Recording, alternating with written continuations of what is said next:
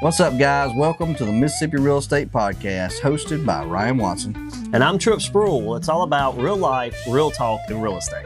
Join us as we dive into the stories, trends, and insider tips shaping the world of Mississippi real estate.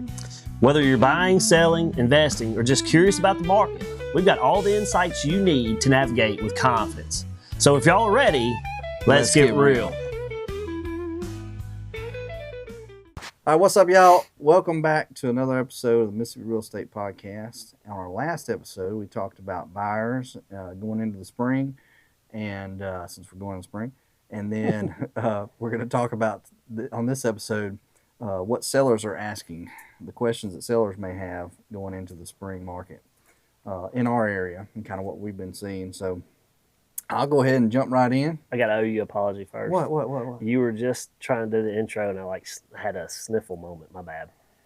We're going to have to cut that out? No, I'm just apologizing for all of our listeners and viewers. If they're, right when you're like, hey, welcome back, I was like, hey, man, it's Mississippi weather. Hey, you know, 20 degrees, now we're getting up to 50 degrees. I mean, everybody's got allergies.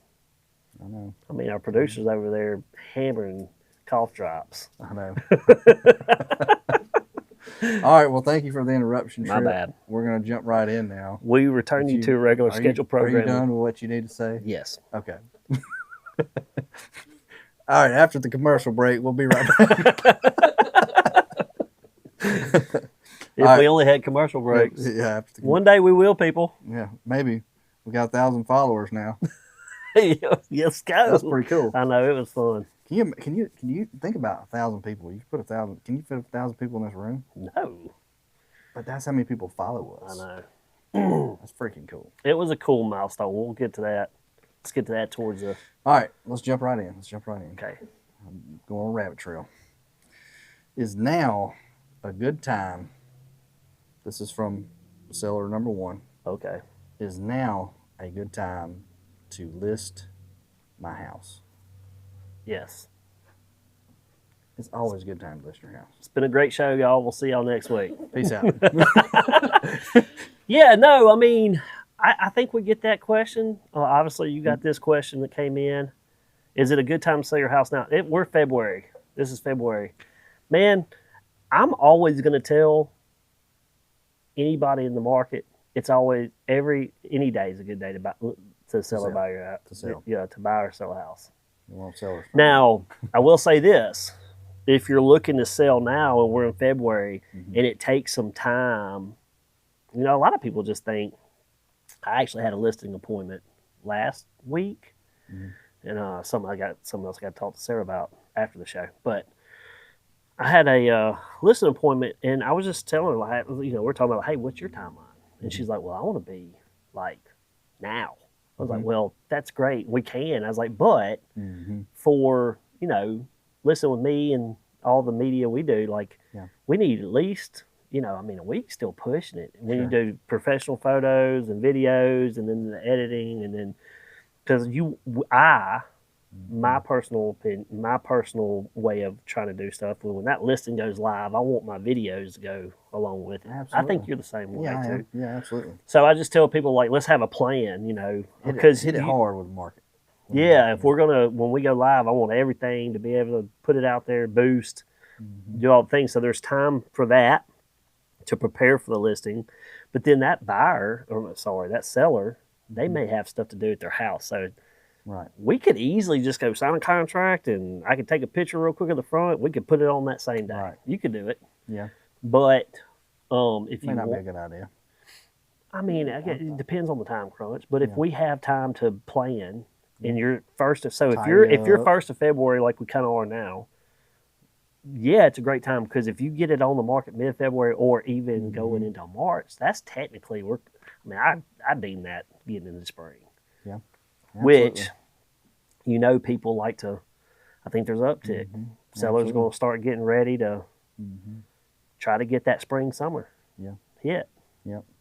I agree. So, but is it a good time to list your house? Yes. Right. Absolutely. If somebody were asked me in November, Hey, is it a good time to list my house? Yes. Yeah. Because Well, we always need inventory. I think just don't like we? right. Well, I think it's just like we were talking about on the buyer side. You know, life, um, your Seasons of life life. season, Yep. yeah, whatever season you're in life, Yeah. it's going to look different for everybody. 100%.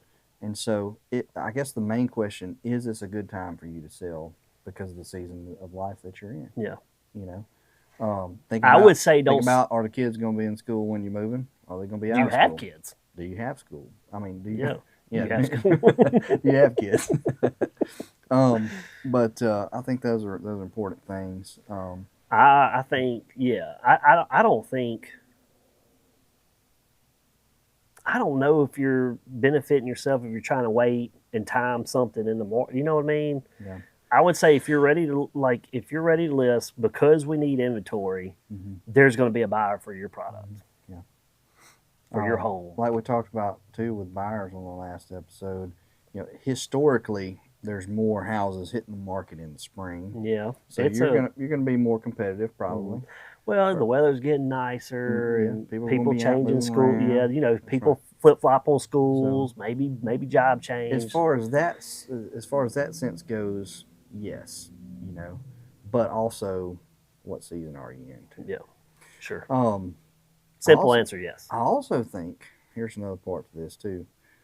I think this is very important. Pricing or your house correctly Oh my gosh. early is key. We can go off on this one for a long time because we both deal with this a lot, especially coming out of COVID with sellers. Well, and here's the thing: you just, I think, as a real estate agent, we have to. I'll start by saying this: we have to explain to our clients up front, like, here's what is going to happen if we don't try to help come up with a good value of what things have sold for, you know, to sell your house for, you know, at the beginning. You know what I mean? If your house isn't priced Let's look at the appropriately, comps. it's going to sit longer, and then that's going to be a Right. negative impact on people. Watch that. Oh, absolutely. Realtors watch that. And if you don't think it affects your you, oh my gosh. oh my gosh, your house, I hear it all the time. When They buyers call, are wanting to buy a house, they're paying attention, and they go, "Oh Mm-hmm. yeah, I saw that house. Oh, that house is still on the market from a month ago." Yep. But if you price that house appropriately, Yep. it's not going to sit there for a month before somebody goes, "Oh yeah, that house is No. still sitting out there." Well, I'll give it one more month and see what they do. Right. No, not a good idea. I think it's important to get with your real estate agent.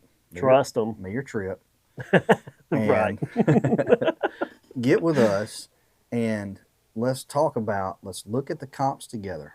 Let's look at what has sold on the market in the last 6 months to a year. Yeah. You know, depending on what market you're in. Sometimes you can go a little further back if you need to, depending on where we're at in the market. And that's where our expertise come in too, because we know the market. But let's look at what those houses have sold for around you, because your house, you don't want to be the biggest house, you don't want to be the littlest house in the neighborhood, but your house is only going to be worth what everything else around it has been selling for.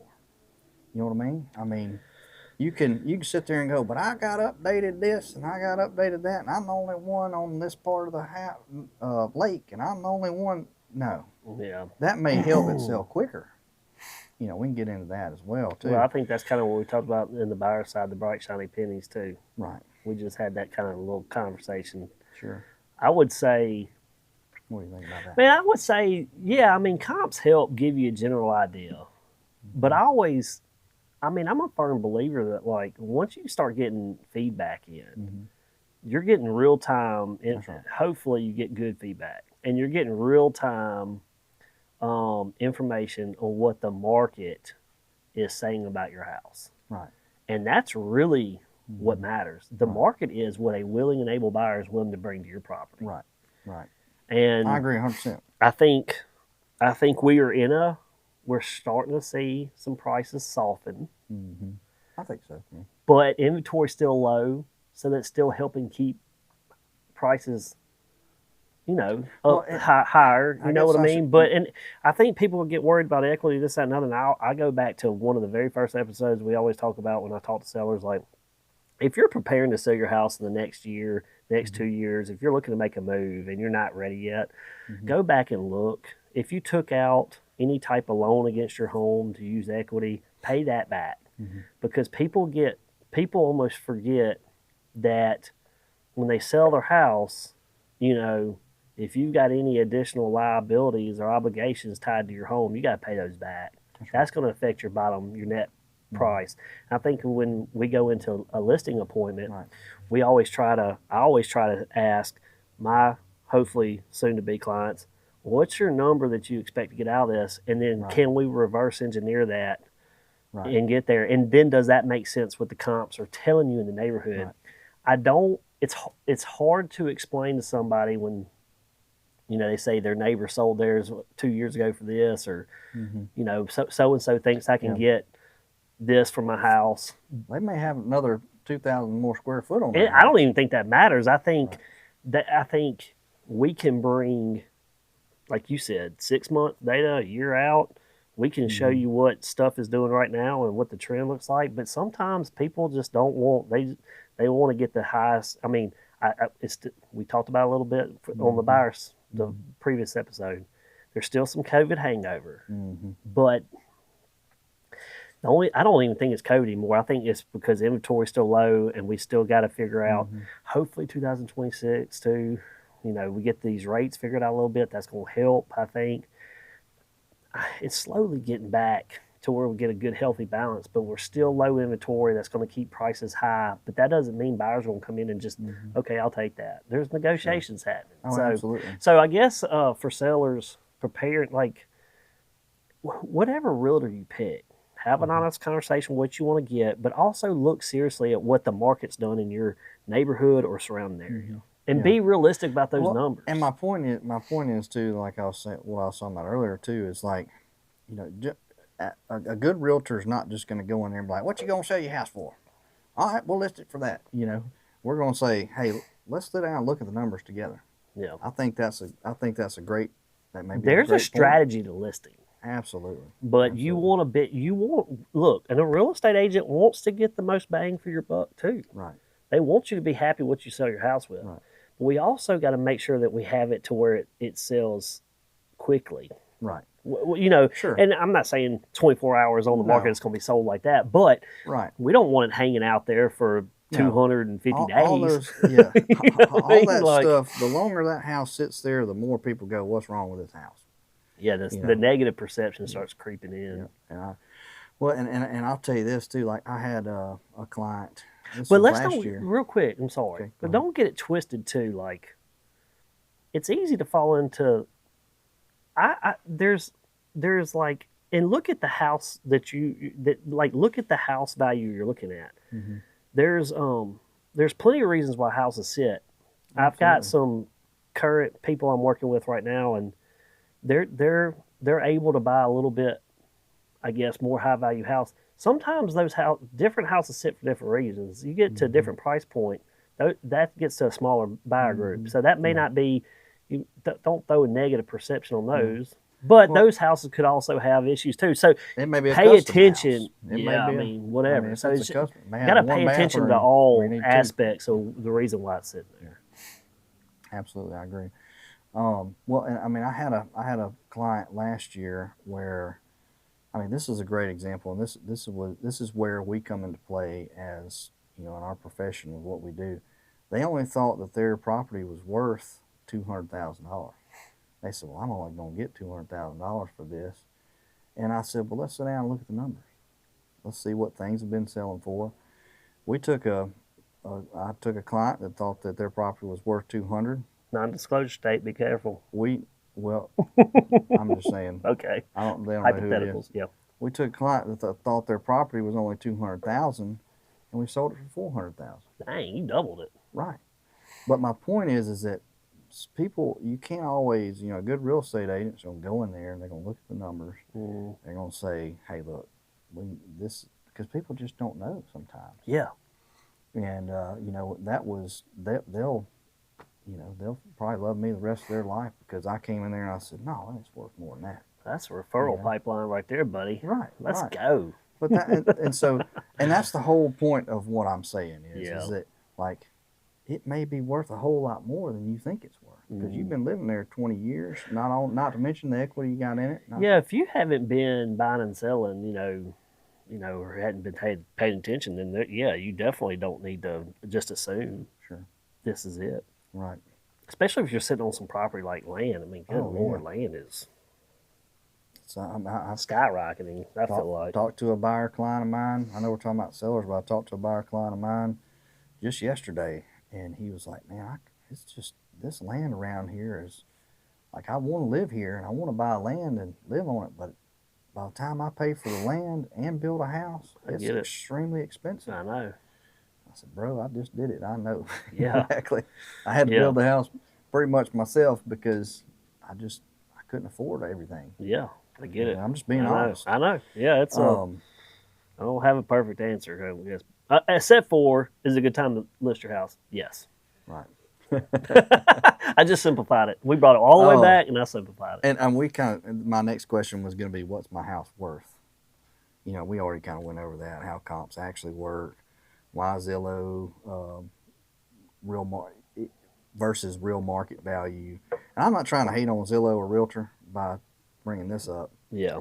But we can talk it's about not that a very accurate picture. We can talk about this. Well, they miss on some things. Here's what I explain to people all the time. It's like, I think it's a great idea for you to look as well. 100%. If you're buying a house or whatever, or selling your house, trying to get a value. Sure. I think that's great because you can get an idea. Yeah. But here's the thing: is Zillow and Realtor, and yes, they pull just don't take it to heart. Right. Well, they pull from MLS, but their algorithm is working off of what houses have been listed for. And I can tell you all day long, every day, that houses, the listing price versus what they actually sell for is always way different. Yeah. For the most part. First of all, nobody ever puts all their cards out there. It might be within $15,000, $20,000 variation with what Zillow's going to give you, but it's just running off an algorithm off what things. Well, I've seen stuff on Zillow. We see what it closes for. Yeah. And that's my point. Yeah, for sure. But I've also seen things on Zillow where they don't have accurate information. It'll be like, this is a, 4-bedroom, 1-bath house, or something like that. And they're missing bathrooms, or they added a bedroom, or right. So I mean, I don't know how that. I don't know enough about who runs all that stuff and how all that algorithm stuff works. Yes, it gives you. I would say start there. Well, it gives, but consult your realtor. For sure. Because there's stuff that they're doing. Obviously, they're state specific too, because they're pulling stuff from our state. But I think they get. I feel like they get. They got national news stuff that goes on in their websites and stuff. But yeah, it's always. Always. Even for you, people that want to for sale by owner, I get it. But like, really, man, I don't know. I'm not mad at people that want to sell the property by themselves. If you sell it for too expensive or too much, it's going to sit there, and it's going. I feel like if people would realize that there, there's articles out there that if you, I know people want to save on cost of what it is to sell a piece of property, but in hindsight, and you can go over there and Google articles about the pros and cons of using a realtor, but I would venture to say a lot of those articles are going to show you get more value out of your property when you list with a realtor. And so, there's value that real estate agents bring. Local knowledge is one of them. Yeah. And so, use the websites for your I guess your broad curiosity and or give you a ballpark. Yeah. But like I do in insurance, when we quote, I always say, hey, this quote's subject to us running this report and this, and if we close on a house out here, and we got depend on when you buy, and there's still factors that can change. Realtor and Zillow and all that, they have their place, but if you start wanting to really narrow it down, you need to get with a realtor.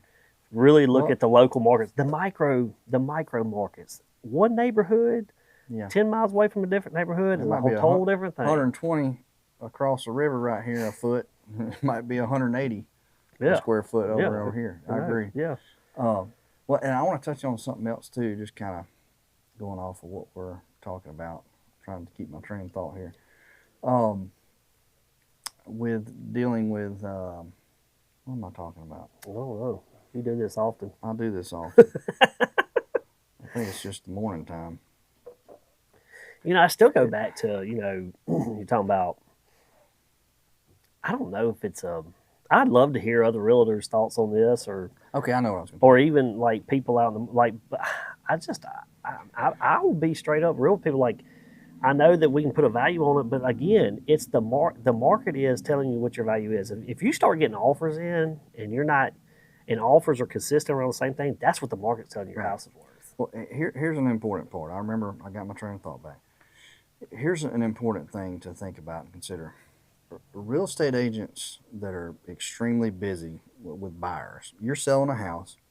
Real estate agents who are extremely busy, they don't have time to, they make it look like and make it sound like, and I'm just being honest, like they are pouring everything they got into finding you a house to buy. Okay? When, yes, they are to an extent, but most of us have tools that we use in the MLS. Oh, I know where you're going. Yeah, with a subscription. Yes. Okay, I put my buyers in there. Yeah. I make a subscription. This is the price point they're at. This is what our buying agreement says. This is kind of where we're at. Yeah. In this micro market, it can be this little niche neighborhood that's 120 a foot. That's where they want to be. I wish it was 120. Yeah, me too. I've sold some. I don't want to talk about Well, I say, never mind. I would have to clear that up. Go ahead. Yeah. But my point is that, you might live in a specific neighborhood, which is a micro market maybe, and I've got buyers that want to be in this neighborhood. Well, I've got all their parameters put in. I've got their, their square footage that they want, the bedroom, bathrooms they want. I've got the price. The main thing is the price I'm talking about here. Well, if you got your market price, listing price at, 50,000 or 100,000 over what houses usually sell for in that neighborhood, my subscription is going to miss it completely. Yeah. It's not going to send anything to my buyers. It's not going to, and so the busy agents that are out there, the buying agents, and that's the ones you want to be working with, they're putting subscriptions in, and they've got somebody working for them doing subscriptions, or they've got somebody working with them for their buyers. But most of the time they're going to have that plugged in, and that search is going to totally miss your house if you've got it priced too high. And so the point by all that is that, like, just make sure, like, talk to a real estate agent. That's another reason why you don't want it to sit there. It's just going to totally miss the market. Yeah. In that area. Yeah, the pricing. Does all that make sense? The strategy behind pricing is I can't stress the importance of that enough. Right. And we were talking about Zillow and stuff too. I was just saying that's how important that is to make sure. Like, yeah, Zillow gonna get you close, but yeah, no, 100%. Yeah, I mean, because the goal is, there's the perception of sitting on the market is not good, and then you're going to start getting the lowball offers in, right? And that's going to upset everybody, specifically your seller. Oh, absolutely. So, but I think we have to be open. I think sellers have to be open to what is realistically happening in the market. Like, what was happening a year ago may not be the same today. Like I said, like I've mentioned before, like, I feel like, in my opinion, that prices are softening. Now, that doesn't mean you're not going to get a good price for your house, but it's not going to mean you're going to have 10.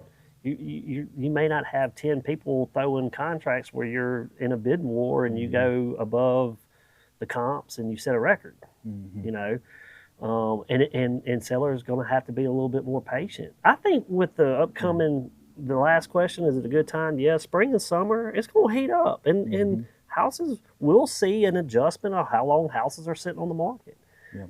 Here recently they were sitting 85-ish days, I guess, for our local market, I think, is what I last saw. Maybe I'm wrong, somebody correct me, but it's probably pretty close, pretty accurate. But I've also been seeing houses that have been on the market for 150, 220, Mine usually only lasts a couple of weeks. That's right. Yeah. That was a good plug there. There you go. That was a good plug. Mine usually lasts about 48 hours. I'll sell it quick. So you got a couple weeks. We got, Yeah. I'm trying to catch you up, Tripp. I know. I think Anyway, listen to your realtor. If you're Yeah. going to work with a listing agent, Yeah. why would you not listen to the information Yeah. they're giving you? well, there's just so much more about the market than what the general public knows if you're not in this game. Yeah. There's just so much more to it, Agreed. you know. Oh, yeah, agreed. At least talk to your buddy who's a realtor, you know. Call Yeah, him. but if you talk to them, use them. Use them, yeah. Don't not use Don't them. use them. Yeah, I said that in air quote for people listening on not a video watch. I did air quotes. Don't like use them, right. but like use them. Use them. Does that make sense? Yeah. Like sign a contract and actually use them. Right. Well, I mean, they're going to handle everything. Let them work for you. And they're making a living. They're paying, Yeah. they're trying to provide for the family. Go use your friends. I don't want to get Oh. in. Yeah. Anyway, go ahead. We could go down a Oh, my really, God, yeah. I know. really windy road we on both that have one. had- And I don't want to get in trouble. We both have had friends use each other's. Anyway. Oh, yeah, for sure. We both know how that feels. Oh, yeah. It's just a weird feeling. But all right. So here's the next question. What should I fix before selling my house? I think this is a big one. Because everybody thinks, man, I got to make this house look perfect. I got to repaint the cabinets. I got to fix this little Well, I've hole also in the been in wall. houses where they ain't fixed nothing. Yeah. You know what I mean? I think there's a fine line there I that you don't can know. cross. But I think it has to do with I don't being have. a realtor and going in there and going, look, I think your cabinets are fine. I don't think it even has anything to do with being a realtor. I mean, I don't have a great answer for this question other than just make sure your house isn't destroyed. Yeah. I mean, Make it- seriously. Make Like it if clean. you want the highest end of the comp in your neighborhood, but Yeah. you've got, wallpaper peeling off the walls, or you've got Formica countertops, and I'm not knocking all this stuff. No. There's plenty of people Oh, that absolutely. have bought a house, had it forever. I got a sweet little old lady that I'm working with, and her, and I want to call it, you know how land guys sell houses and they're like, welcome to the Grenada 46, whatever. I want to call this one, I want to be like, hey, welcome to grandma's house, Right. This Absolutely. lady's got it. It's been there Absolutely. forever, but she hasn't, for her, she has it how she wants it. Not significantly modernized or whatever, and that's okay. Everybody has different tastes and preferences. And the older school version, our grandparents, they lived in a different time where that stuff, material, the farmhouse, bright, shiny new stuff didn't matter as much to them. Right. So let me back up. You're just surviving. You said what the question is, what do should I I fix? fix before My selling? thing, and you've heard me say this before, and this is preparing for a listing. If you think you're going to sell your house in the next year or so, I encourage getting a home inspection on your own, letting that dude come in and say, hey, this isn't up to code, and you may have double tap wires. That's not a big deal, but you can go ahead and fix it. Guess what? You don't have to worry about you getting nickeled and dimed in a year off double tap wires in a electrical panel box. Yeah. Which is nothing. I agree. But if you're sitting there looking at your house and you think I'm about to sell it, and you got a hole in the wall, you may want to fix the hole. Yeah. You know Doesn't what I look mean? good. Like, yeah, for sure. just have it. I've got a little bit different opinion on that. Okay, great. I'll share. That's awesome. I got a little bit different opinion on that. You're gonna be like, fix everything, update everything, Well, renovate this bad boy. Let's go. I think there's importance. I think there's you don't want the house to be perfect, because here's the deal. An inspector, now you don't, like we're saying, you want it to be clean and tidy and not have stuff hanging, holes in the wall and sheetrock falling down. No, like fix that. But as far as like the colors go and little bitty, like my dog clawed the wall right here, there's a little spot there. Like I need to touch that up. Like leave it alone. And I think that little thing there, the little small things, are important for negotiating later. Because, and my point is like you're gonna have to, we're in a market now where we're gonna have to negotiate. And if you've got a whole bunch of little bitty tiny things that need to be, a little bit of paint on the wall for this little scratch, or whatever, it looks like to a buyer like you're giving them a ton as far as negotiating. If I'm on the buyer side, does that make sense? Yeah, but we're talking about sellers. Right, but I'm talking about what to leave. Yeah. Let's the roof, make sure the roof's good, all the things are good. I agree with you. Where like keep your house up, keep it up, make it look good.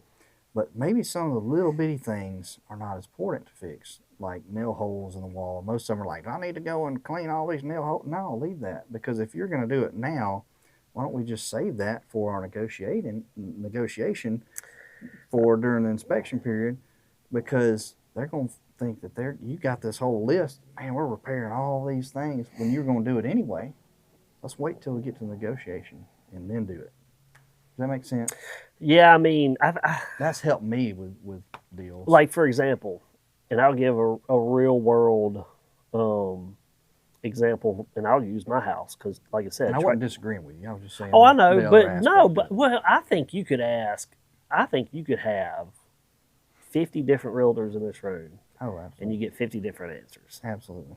I also think you have to listen to what, and you have to work with what you're going into. If you win a listing, you know, you control the controllables, and you have to work around what you can't control. And so if they don't have things, I mean, look, we've been in all kind of houses. Mm-hmm. I've had listings where I wish there was a lot that was fixed. Absolutely. So it would show better. Absolutely. And then I've gone into some listings where you think everything's done, right. And then you get behind the inspections, right. And everything, you're like, uh-oh. You know, and so the perceptions can be different, you know. I got another curveball I want to throw in this too. Well, I would say this real quick on a real world example. So me and my wife, we're working on, you know, trying to, you know, we've been in our house for a long time, and we're trying to make the next step for us. And we've always wanted to build, so that's something we're looking forward to doing. And we're trying to get all our ducks in a row. And I told her this the other day, you know, our garage is like a typical garage after it's been, you've lived in it for a while in Mississippi, where after the humidity comes in, you've got taping from sheetrock and these, you would almost be like, oh my gosh, foundation, but like it's just where sheetrock comes together. It's kind of like trim and crown molding, how that pops on the expansion of our humidity and heat and cool or whatever. And I told her, I said, hey, we're gonna have to kind of resurface our garage because we've been in this forever, and it's fine for us. Common. But that's a very common thing in this city. Very common. There's nothing wrong. No. So we're like, hey, we know we're going to fix this, and then we actually just redid our back deck because it was starting to get old, and I was like, hey, my thing is, I think those things are important. Well, here's the deal. I guess it's where I will yin and yang from you differently. Sure. You either fix it now, or you fix it later. Yeah. It's coming out of the same pocket. I agree. You know what I mean? Yeah. And whether you actually fix it or you give concessions, it's still kind of the same. Right. So my thing is, if you have something like, I knew moving forward, our deck is a great selling piece because it extends. We don't have a big back porch, but it extends that for entertaining purposes and gives you the appeal of having more back there. Yeah. But I also know after 15 years, if you've got a hole here and you feel like you're about to fall through this, like somebody's gonna be like, well, I love it, but I'm gonna have to fix that deck. Yeah. And so we knew we were still gonna be in our house for at least a year or two before this build. Sure. And we're like, well, I don't want to fall through the deck. Right. So it was a fix it now. That's my maintenance. That's not that's not a potential buyer's issue. So there's things like that. Yeah, I would say if you've got a dog and they've kind of, you know, I mean, there's little things. You're going to have, as a seller, a seller is going to experience all type of different buyers. And we talked about this on one of our past podcasts. Yeah. We've had some inspection reports were like, throw you the whole inspection report, fix it all. When you got some people like, hey, this is my punch list for when I get in here. As long as you take care of, like, let's get the HVAC maintenance. Then, so I guess it just depends. But my thing is, and I look at it if I was going to sell my house, I either fix it now or I'm going to have to fix it later. Right. And that could be actual fixing the thing or giving concessions for them to have to deal with it. Yeah. I don't know if that helps or not. Absolutely. No, that's just the way to look at it. I'm with you 100%. I agree with you. And I guess my biggest thing is, like, if you go in your house and you got green walls, you know, I mean, maybe neutralize them a little bit. You can, or you don't have to. You can, but and I always tell people too that are selling their house, I say, now look, somebody's gonna come in here and they're gonna have a whole different vision of your house and what color they want the walls. Yeah, they might want to paint. Yeah, you know, and so don't waste a whole bunch of time and effort painting the walls and doing all that stuff. Now, if they're just butt ugly, I'd be like, Yeah, I I'm think not going to tell them they're butt ugly. I think a lot of sellers understand too that like somebody's gonna want to come in here and paint because I've had them ask me before, should we paint? I'm like, well, you don't know what. I mean, you got to be very careful because if you've got multicolored walls in your house and you're trying to neutralize it, you still don't know what a buyer's gonna come in if they like it. They still may want to paint. They might like what you got. Who knows? So that's where I would say, hey, maybe you may have to. The sellers usually know, hey, I know somebody's going to come in and say, hey, we're going to have to paint, so this is built into their offer. So anyway, that's about as clear as mud. Let's keep going. Everybody's got different. Well, and look, I'll say that. I'll tell you a cool little story, man. I had and this is just me. This is where I feel like a for sale by owner maybe won't do as good a job as this. But I went into a house, and this client of mine, they had a pool table. Mm-hmm. All right. Well, they told me up front there was a pool table, they had a piano, and they said, look, I'm just going. If anybody wants to buy this house, I'm just going to leave this stuff here. And I said, okay, don't tell anybody that. She was like, what? I said, don't tell anybody that. I said, because we're going to use that as a negotiation tactic. I said, a buyer may come in, they may want that pool table. They may want that piano. I said, guess what happens next? When we get into negotiating and they want to fix all these things, then we say, hey, well, is there anything in here that you might like? And we might work out some kind of trade deal. And so this ended up happening, I'm not going to get into the specifics of it, but we were able to, we didn't have to repair anything on the house. And this was an older house. Ended up working it out to where the buyers got the pool table and the piano, and my seller didn't have to fix anything. When originally they were just going to leave the pool table and the piano anyways.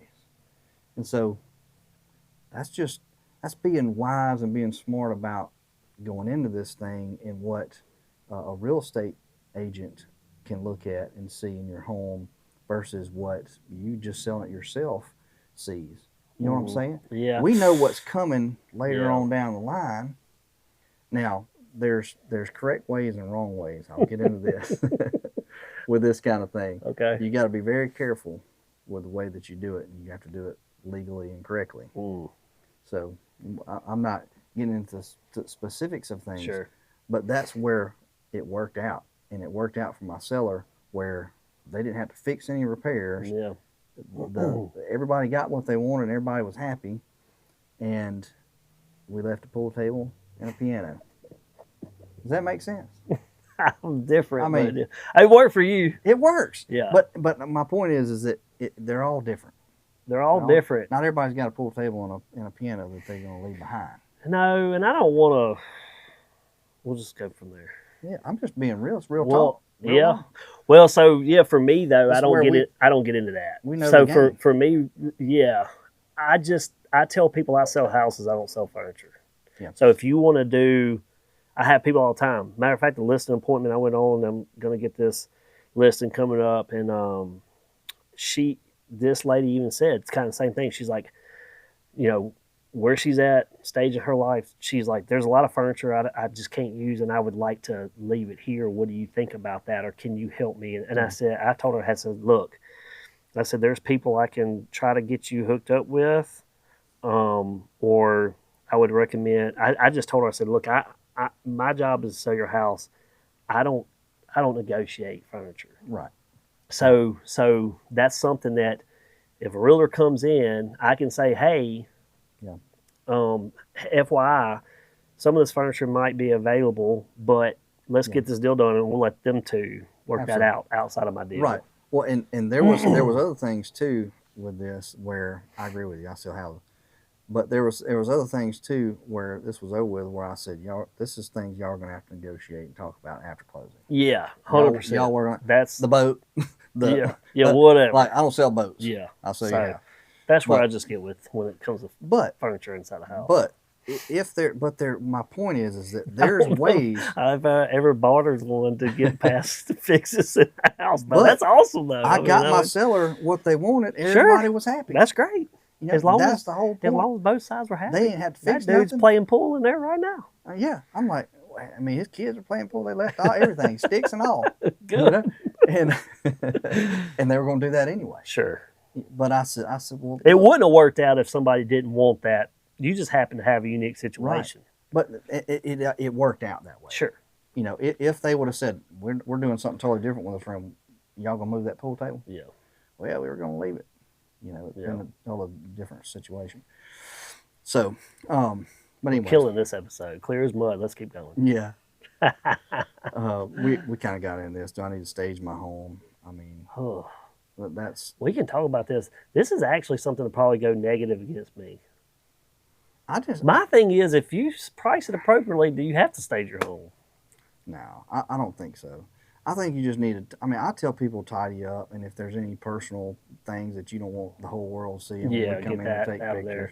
Take your family pictures down if you want, whatever. There's been now I will say this. I do get there's plenty of realtors around here that have their own furniture or use stagers. Mm-hmm. And I do get it has a legitimate place in a vacant house. Like there are some people that can walk into, if you're moving out, I think it's something to consider and really just talk to your real estate agent about, your listing agent about. Some people walk in a house and have trouble visualizing what the room could look like without furniture. And so they just see this big old open rectangle or the small square. Absolutely. And I think staging can help that. Dude, I'm just going to be honest. I'm a dude. Yeah. Interior design is not my strong suit. Right. I've learned more being in the real estate game and you know, stuff like that, and I pay attention to it. But I'm still not just like, I'm not going to be one that's going to help. I'm not going to be great at helping design the inside of a house. But so when it comes to staging, I would need to use a professional stager. And if I had a client that wanted that, then I could add that to I 100% would be fine doing that. It's a cost of doing the business. I'd have to run the numbers on I've added in there like with marketing and how we're going to get your house out there. That's a part of the marketing cost, right? Some people have their own furniture and they move the same furniture into a house. My thing is, I'm with you though. If you have a house that's being lived in, and you know, the personal stuff, yes, we have to have those conversations. Sometimes we're not comfortable. Maybe less is more. And but leave your furniture so people can see. And then hopefully the buying agent will be like, if they're kind of like, because you'll have this, and we've had it before. I've walked in a house of buyers and like, oh, I don't like that couch. I'm like, well, that's not your couch. Right. Yeah. Let's look past the couch. But you can see how they have it staged. If you don't like it, imagine it over here or whatever. So is staging important? I think yes and no. Have I ever staged a house in my years of selling? No. Nope. No. I haven't. Well, and there's, you know, I'm not going to sit on this long. I don't know if it hurts me or helps. I don't know. But there's a lot of really cool technology out there now that you can AI stage stuff. You can AI stage. Yeah. You think that's hurting the stagers? I think AI is hurting everybody if you you know what I mean? Yeah, sure. I mean, I'll just be honest. I mean, that's like my AC guy. I was actually looking at a house. I didn't mean to cut you off, but I was looking at a house just the other day for a buyer, and it was empty. And you know, you go through there and you're like, oh, it's vacant. And then all of a sudden you're like, boom, there's furniture, like same picture. AI. Cool. And then you go to the next one, like kitchen or dining room, empty. AI. Next one, still dining room, boom. I see it every day. Yeah. You're right. I agree 100%. And we're going to, I wish we could get into the AI stuff because I love. That's going to be another podcast. We're going to talk about that. We're going to do that. We may have coming soon. May have a guest lined up. Hopefully, we can get them come on here and talk about it. Yeah, we'll have somebody with AI stuff. You were going to say staging. Yeah, I got you off track. Well, I'll say this: I'm a little bit different. I'm a man too, but now I grew up. I'm glad we got that cleared up. Glad we got that. Now, but I did grow up with a mom who's an interior designer. Oh, was she really? I go, yeah, man. And now she does. I didn't know that. Yeah, shout out to, I think it's KSM Designs. Let's go. Okay. Well, now this is her remodel company that she does now. She does remodels, and so does a fantastic job. She's got a great team that she works with, and shout out to Mom here. Dang, we need to have Mom on the podcast. But all my life, I couldn't tell you how many houses I lived in growing up. because she was an interior designer. She's just a creative human being and doesn't like empty walls. And she just is very creative. So I grew up around that. So that is one thing that I'm able to take from family, coming from, not saying I'm better than you because I grew feel up like with a you're mom saying that's you're an interior better designer. But I'm still a man. I still. You've got an edge on this one. You've got a little bit more. A little bit. That's fine. But you've got edges in other ways as well with insurance and things you do. But my point is like. Nothing I'm like just trying good to old, say how much better I am. I know. Nothing like good My old goodness. competition on the Mississippi Real Estate That's Podcast. what keeps us interested. I know. We're keeping it real right now. But anyway, yeah, my mom is awesome, and she. I love it. She's amazing, and she's got a great company that she runs. So you think staging is important? That was the whole question. Do I need to stage my home? Was the question. And, I don't know. And I'm not the right one to ask. It depends on. If my client wants it staged, I'll stage it. Call your realtor and ask them because it depends on your house. But if I also strongly believe, I strongly believe if it's priced right, maybe you don't have to. That's right. Yeah. Like I think that's the most important part. I mean, look, I've gone in new constructions where they're not staged, and I've gone in some that are staged, and I've gone in vacant, pre-existing homes that are not staged and staged. At the end of the day, they all sell. Yeah, that's right. I don't know if the staging helped it or hurt it. 48 hours. I've been selling it. Right. I mean, like I said, if I go back to my experience, I don't think I've ever had one of my clients say, I hadn't had that be an issue for me. Yeah. And I'm not saying that's not an egotistical thing. Right. I just think I know realtors that do stage it and it looks great, and I think that's a part of their plan. If I have to implement it, I will. I just don't. I hadn't had that be an issue, so I'm not. I don't know. I'm not a good question. I can't answer it well. This also brings me to probably the most important question of the day. Uh-oh. All right, especially with dealing with this part. I really hope we get some other realtor feedback on the staging. Professional photos. Yes. Why good photos matter more than they sell the house, man. Yeah. I would say yes to the professional photos over the staging. Yeah. That's my opinion. And look, I'll say that I'm not just saying that because we own a photography company. Yes, you are. Well, maybe I am. I'm kidding. No, but seriously, here's the deal with our brokerage. Our brokerage just came out. Hopper just came out and said we're not marketing your listing if you cell phone. If you use a cell phone. Yeah. Because it does not fit our brand. And we're going. I mean, that's a. Yeah. I mean, Hopper. That's a big testament to how they feel about professional photos. Exactly. Well, and that's across the board.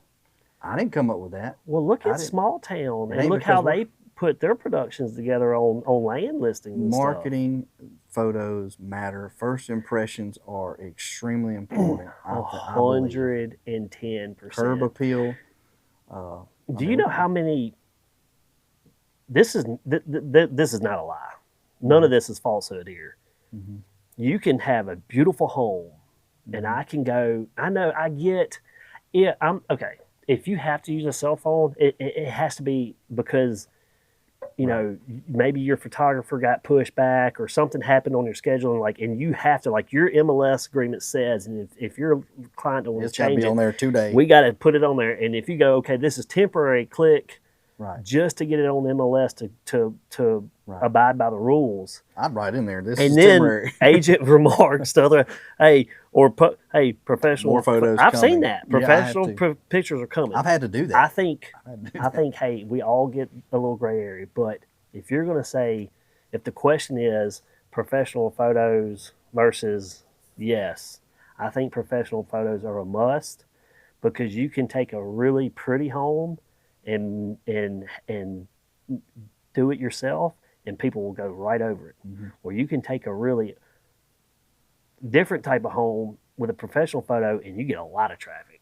Yeah, I mean, there's something that's not to say that the professional photo people are trying to bait and switch, but it is about driving traffic to that house, and there's, you don't need to have. Well, I think you don't need to have our job well. I mean, getting professional photos, if you list with somebody and the whole goal of that listing agent is to sell your house. Well, they got the way they sell the house is they driving traffic. They're driving traffic to your house, land, commercial building, whatever it is. Well, the first thing people see when they're, you just said it earlier, Zillow and Realtor, they're scrolling pictures or video. Yeah.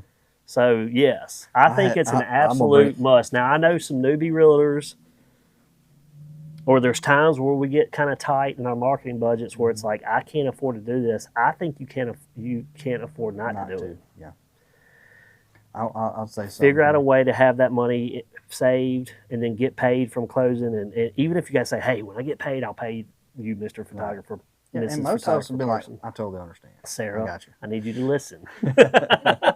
Sarah boy, she'd be like, Tripp, I got you. Invoice. And look, I'll step out of the real estate world for just a second and say this. Like we've seen clients, not our clients, but we've seen people go to a photographer, professional photographer, and they get there and the photographer's like, all right, y'all sit right down on this couch. They've got this beautiful setup and everything. And this was something that I heard recently. I may get in trouble for this, but I'm gonna say it anyway because it's real life. And this is the kind of thing that just really frustrates me too. So that's why I'm bringing it up. They're like, sit right here on this couch and do this and that. And all right, y'all ready? And then the photographer goes, all right, y'all be still. Well, and they're using their phone. Yeah, well, they're higher power these days. I'm like, if you pay a photographer, a professional photographer, to take your pictures, and they pull out their phone, you could do that. I literally laughed out loud. Yeah, that is just like, get you a camera. Yeah, or maybe that's not your. Anyway, I'll get into that. All right, now moving on. Because that's probably, no, I want to hit it one more time. That's probably mean. If you hire me as your listing agent, I can go ahead and guarantee you right now, I have it already in my marketing budget for your house, professional photos, professional video. Yep. That's coming. That's part of it. With the package. Period. That's how I present value. And I think that's how a lot of good realtors present value. Yep. It's to show their value add. Non-professional photos can hurt a property listing. And that's just, and I feel strongly about that opinion. Yeah. I mean, just Google. Heck, we saw one. What was it last year where somebody tried to do it, and then they were in the bathroom. Well, you just go look at unprofessional real estate pictures. Google it however you want to. I'm not telling you how to because I don't want weird stuff to pop up on your algorithm. There was one they took a picture on their phone, and there was a mouse in the picture. There was a dead rat by the bathtub. Yeah. I think everybody saw that. I was like, oh my gosh. It's just all kind of stuff like that. That's something a professional's going to go in and be like, or at least should have AI'd it out of there or something. Anyway. Now you can just go and take it out. Much like your previous questions, but reverse back and say to simplify it, yes, professional pictures are important. This is the last question here. We're going to jump into this. Good, because I'm getting hungry. Me too. But this is the last question here. And this probably should have been more at the top, just to kind of get into this. And I'll explain. So how long will it take to sell my house? Which that goes back to question. Professional photos, that priced, curb appeal, priced right, all those things. We can talk about. We've already talked about most of them, but all that goes into play with how long your house is going to be on the market. Yeah. That's a great answer to that question. I can't. Yeah. I'm not going to say it. I'm not going to add anything to it. Mm-mm. No realtor can say it's going to be on the market for 15 days. It's going to sell. No, you have no idea. It could sell. I've sold a house as soon as it went live on the listing, and that was not in COVID era. Yeah. That was after COVID. I've sold a house as soon as it went live. It hit live to MLS, instantly showings. Yep. That night, contract. Bam. Done. Yep, me too. Off market. I've also had really good houses or great houses that you put out there and you're 2 months in and you're starting to throw every open house and try to do everything you can. I know. Yeah. Again, there's no crystal ball for that, but everything that we led up to that question affects how long it'll be on the market. Absolutely. So I can guarantee you one thing, though. We're going to work our butts off. Ain't no doubt. To try and sell it as soon as we can. That's 100% true. That's what we do. Yep. It's fun. Yeah. What else? What else we need to? I think What other problems we need to solve? I think we've pretty much covered I it. don't know. I Almost feel like the everything as middle far of as that was solid. really cloudy. Oh yeah. Thank you. Hey, Thank you, producer. yeah. I'll let you tell them. We do want to talk about one last thing here. Yeah, super excited. And how grateful that we are. Huge shout outs to thank yous. Yep. We have just recently met our 1,000 follower mark On Facebook. On our Facebook social media page for Mississippi's Real Estate Podcast. And with that being said, if you aren't following us, please do us a huge favor. It's just a simple click. Hey, whether you watch it or not, just click follow. Yeah. That really helps us out. It helps push the algorithm out to more people. It helps us grow. And you know, we're doing this, and we love doing it. And I mean, ultimately, it's about helping people understand our market in Mississippi. Understand us. Other business leaders and there's so many businesses and other realtors. I mean, right. We've had I will say this. Thank you. Yeah, thank you. Look, me and you are super personal people, and that type of stuff. Mm-hmm. Somebody might say, "Well, it's 1,000 followers." That's a big deal to us. Yeah. I mean, with the start of this whole podcast, you know, the goal behind this podcast. I think we have several, but it's community based to our community. I think we can see in some of our back office stuff, Sarah points out, like we do have listeners in other states and all that kind of stuff, and we're thankful for that too. Yep.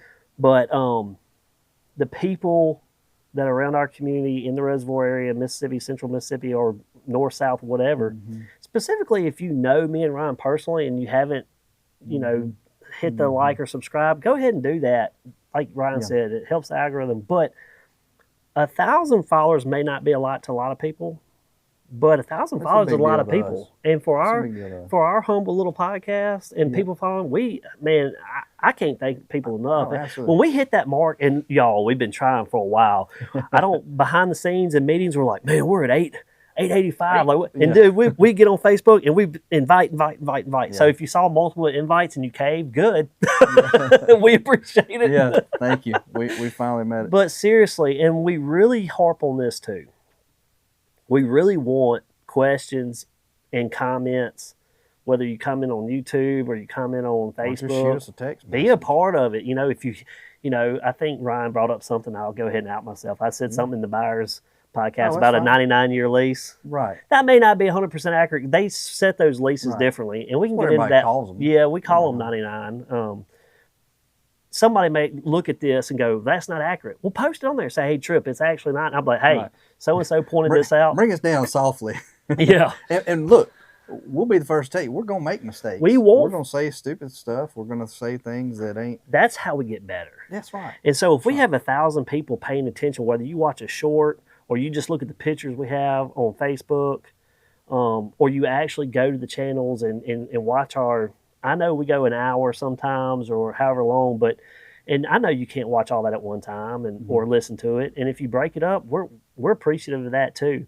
But if you see something, you're like, well, hey, explain this a little bit more. Like I want so badly. Yeah. The 1,000 follow mark on Facebook was a milestone for us, and we're excited about it. Like y'all don't know how excited we're truly excited about it. Like that for us, that's a huge win. Yeah, absolutely. But I think for me next, I would love to see the interaction pick up with the community, because that was the whole point of us doing this. Oh, absolutely. Get the interaction. Well, and I want to say something else too to this, and I want to bring up something that I heard and it stuck with me that Adam Black said on one of our podcasts last year, early on. You know, to us, we want quality followers. Yes. We don't need it to say 20 million followers. We don't care about that. Mm-mm. We want quality, and I truly believe that we do have quality. I do too. You know, it may have taken us a long time to get to 1,000. It took us a year. It took us a year, but it took us a year. I feel like that is quality people. We're not out there buying followers, and we're not out there, having these fake bots come in. Because some of these people you see that have 20,000, maybe they do have 20,000 followers, but a lot of times that's bots that they bought to go in there and click. Yeah. And I could go into all that anyway. But what we have and what we want to create is an atmosphere of quality. Yeah, and that's why I agree, and I think that's why it matters so much to us is that, you know, we you know we built so that 1,000 follower base. We're just proud of it because we built it up and we've asked y'all personally. I know we've had conversations outside of just hitting people up on Facebook. And man, I'll tell you what, Instagram's a hard one to get people to do too. So if you're on Instagram, follow that one too because I don't know. And I'm an old soul and these algorithms, I can't figure it out. It's more, Instagram's more based off of like reels. And, yeah. You know, when we're posting stuff on there, it's just a whole different algorithm than Facebook. But going back to, and we have a lot of different platforms, and that's all a credit again. I'll give most of this credit to Sarah. She was like, "Hey, we got to be on all these platforms as a podcast," and I credit that to her. And but we focus a lot. We have a lot of people on Facebook, and that 1K, that 1,000 followers on Facebook, I can tell you from me and Ryan means, I mean, that means the world to us. And we worked hard to get it up there, and we don't want to take that for granted. Like, you know, we're appreciative of those followers. We want y'all to continue hanging there with us. We know you're not going to watch every episode. We know you're not going to look at every picture. Yeah. But if you do have a question, we're here. And if another realtor says, "Hey, y'all are wrong," great, let us know. we learn off each other. We're fine with being wrong. Yeah, I mean this is raw and authentic. But I agree. I feel like we're appreciative of those followers, and I feel like we do got quality followers. And for the most part, I can go through our follower group, and I may not know you first, like in my first sphere of influence, but I know you from an acquaintance, or I've met you before, or I've talked to you before, and that means a lot because it is people we know, sure, absolutely, or you know, yeah, absolutely. And so thank y'all, for helping us hit a milestone. All that to say, thanks. Yeah. Thanks. I don't know what the next milestone is. Hey, 2,000. Hey man, I'm still living off the high of the 1,000. Maybe we'll get a 2,000 this year. Yeah, it might jump up 5,000. That'd be crazy. Maybe 1,500. We'll get there. 1,200. We'll just try 1,200. Maybe 1,500 and like a handful of comments or responses. Hey, y'all talk about this, or hey, y'all suck. Everything y'all said was wrong. Yeah, y'all are terrible. We're fine. Yeah. We're fine. Well, we want this. Fun. We're enjoying it. We love our community. We love people, and we are having fun with this. And that's all that's really our ultimate goal. We're doing this to learn and have fun, learn more about our community, and hopefully people will learn about the community. I want to say one more thing. I'll say this too. Like, in the best way possible, I mean this. Because we're having fun. Like, I don't care what anybody says. Yeah. We're going to do this anyway. Yep. So you tell us we're wrong, great, we're wrong. We'll fix it. We'll try and fix it. But we don't really care. We're having fun. We're doing this thing, and I mean that in the best way possible. Yeah. So we do care. but if it's something negative, we're just like, whatever. We're sorry. We'll fix that. I know. Right. I'd rather have the constructive criticism so we can improve. Keep it constructive. And I'm open to any and all conversations, and I really hope. But anyway, thank y'all for the 1,000 followers. It means a lot. We're gonna have I think we're gonna have for next podcast. I don't know who the guest's gonna be, but we're gonna have a guest. We've got a couple people we want to reach out to. We got a few lined up. It's gonna be great. Yep. 2026, baby. Hang in there. Thank y'all so much. Don't forget to follow. Don't forget to like and subscribe and all the things. We appreciate y'all. God bless.